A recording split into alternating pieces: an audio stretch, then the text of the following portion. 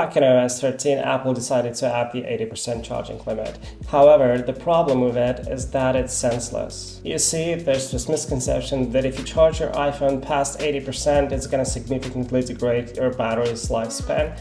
However, that's not true. The reason why Apple decided to add this feature in the first place is because a lot of users obsess over their battery life. However, there are a lot more factors that actually significantly degrade your iPhone's battery lifespan.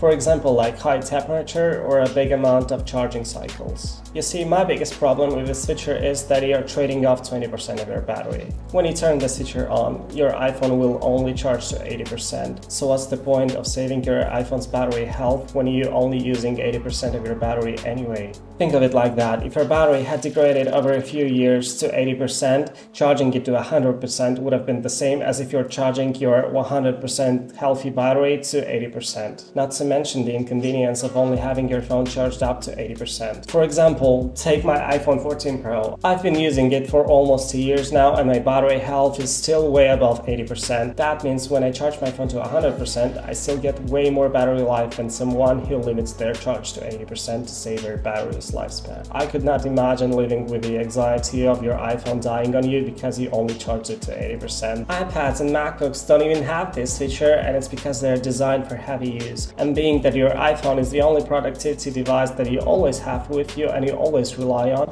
why would you want to limit its battery to 80%? Also, don't forget that a lot of users pay for AppleCare because it's so cheap, and with AppleCare, Apple will replace your battery free of charge. If you actually want to save your iPhone's battery health, just turn on optimized charging in iOS.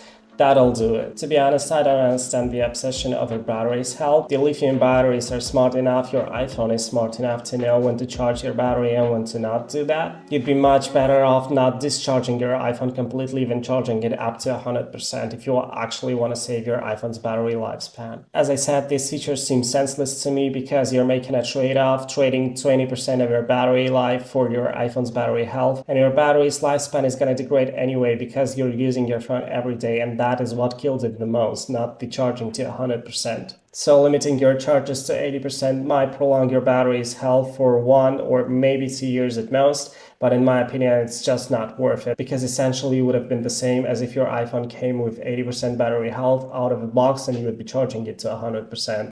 It just doesn't make sense. So in conclusion, I see barely any pros for this feature. As I said, maybe if you want to sell the phone down the line, it's gonna be somewhat helpful, but then it'd be better off if you followed my previous advices. And as for cons, there's a lot of drawbacks that you will have to face if you want to use this feature, only to prolong your iPhone's battery lifespan for 1 or 2 years at most. If you're obsessing over your iPhone's battery health, I recommend you stop that. Just use the phone as it was intended to be used. And after all, a battery replacement isn't all that expensive. And as I said, with AppleCare, it's free of charge. So these are kind of my thoughts on the 80% charging limit. If you find this video helpful, please give it a like and consider subscribing for more tech content. With that said, I'll see you in the next one.